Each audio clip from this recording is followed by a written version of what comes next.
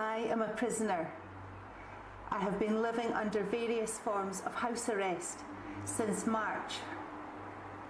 If I do not apply to conditions, I can be fined and arrested. How did this happen? The Scottish Prison Service talk about home detention curfew. That is the equivalent of house arrest. And they use the word prisoner. Prisoners who fail to comply with the curfew or other licence conditions can be recalled to custody.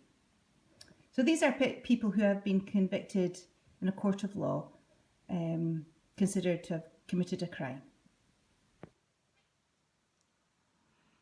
I'm likely not the only person to discover this year that there is one word that erodes all our human rights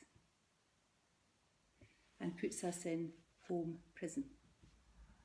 Do you know what the word is? It begins with a P, ends in C, has the letters panic in it. Yeah, you guessed it. Pandemic. One guy at the WHO declares a pandemic and we have no rights.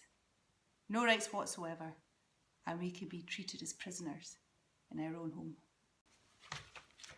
It got me wondering, what is the definition of a pandemic? Because the World Health Organization also declared a pandemic in 2009 around the swine flu crime of the century. It was referred to at the time. Of course, now it's been knocked off the top spot. And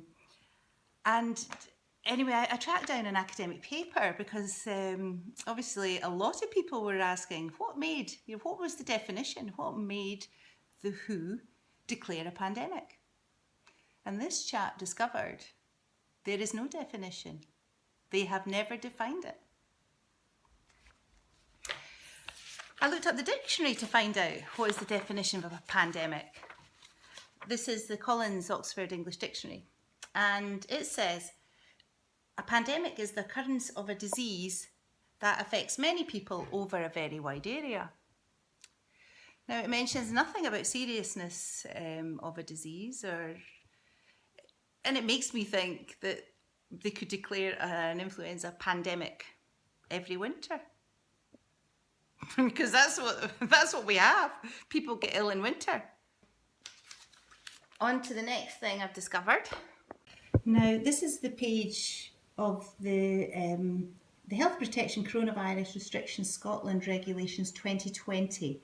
These are regulations that destroyed our lives and made us prisoners in our own home. And it's never going to stop unless this is sorted out.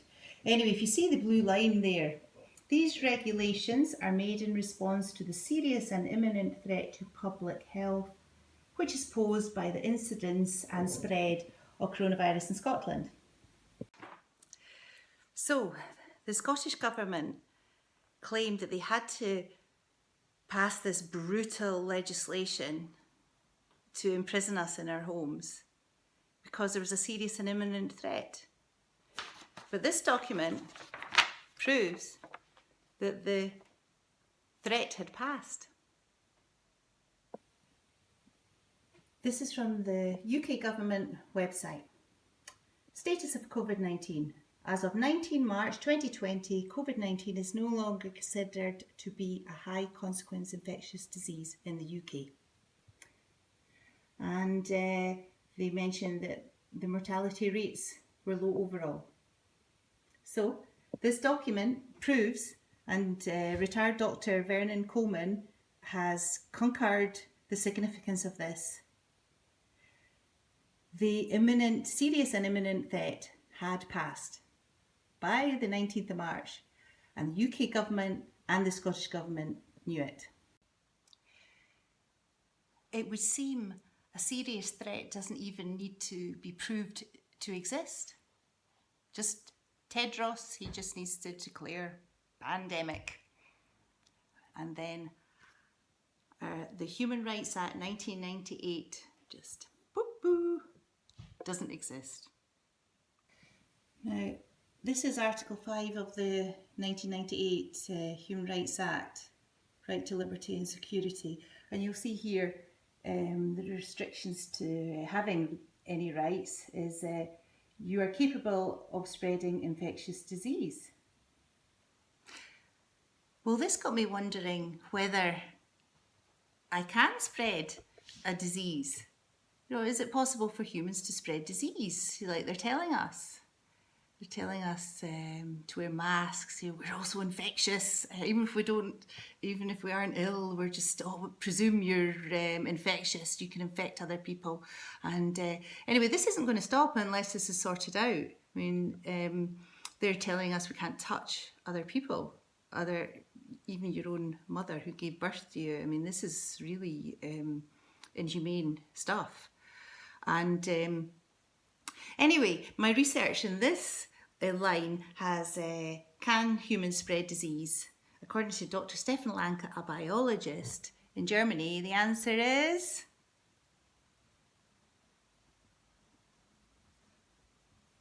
no.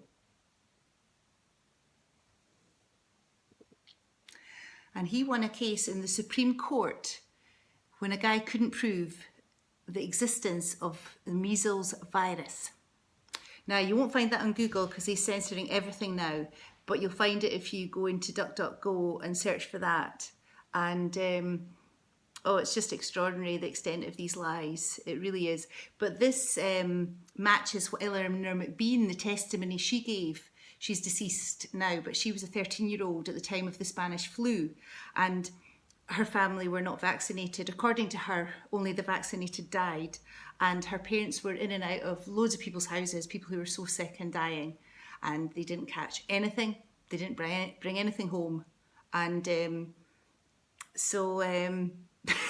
mean, the whole thing, like people are infectious and can pass it to other people is fraudulent. It's not true.